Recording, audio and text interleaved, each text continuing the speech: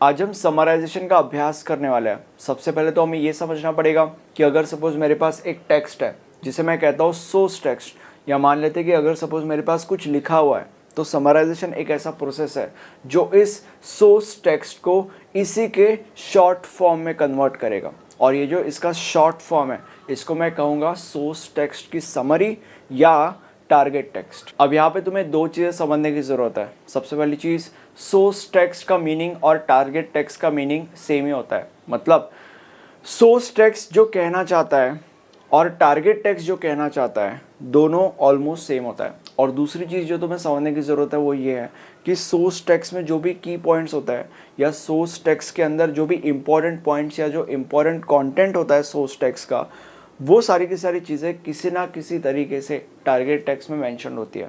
अब अगर एकदम आसान भाषा में या एकदम लेमैन लैंग्वेज में मुझे तुम्हें बताना रहा, या अगर अभी तक जो भी हमने पढ़ा उसका अगर आपको एग्जाम्पल देखना है, तो मैं आपको ये कहूँगा कि लेट्स से फॉर एग्जांपल हमारे पास एक बुक है और उस बुक के अंदर लेट्स से एक चैप्टर लिखा गया है जो 6-7 पेजेस का है। तो जब वो चैप्टर एंड होता है तब एंड में उस चैप्टर की समरी लिखी जाती है। तो यहाँ पे वो जो चैप्टर लिखा गया है उस चैप्टर को हम कहेंगे सोर्स टेक्स्ट, और ये जो समरी लिखी गई है इस समरी को हम कहेंगे target text.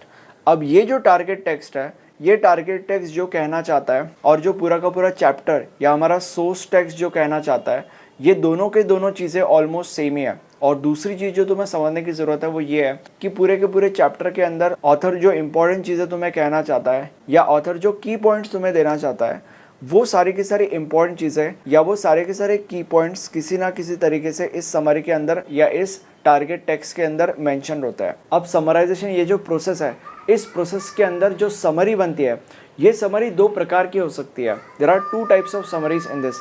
First is extractive summary and second is abstractive summary.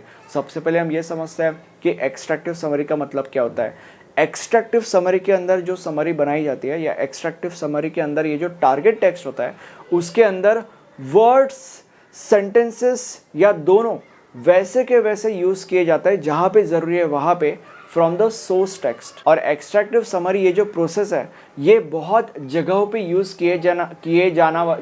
किए जाने वाला प्रोसेस है, या बेसिकली ये एक वाइडली यूज प्रोसेस है। Now the second type of summary is abstractive summary. इसके अंदर सोर्स टेक्स्ट को समझा जाता है, उसे अंडरस्टैंड किया जाता है इन डेप्थ और फिर एक समरी बनती है।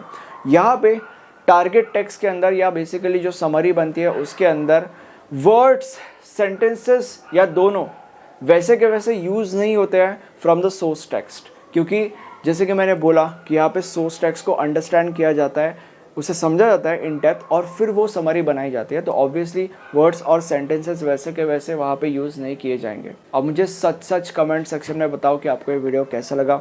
ये हमारा प्लेलिस्ट है, इस प्लेलिस्ट में आपको इस सब्जेक्ट के सारे वीडियोस मिल जाएंगे। Thank you.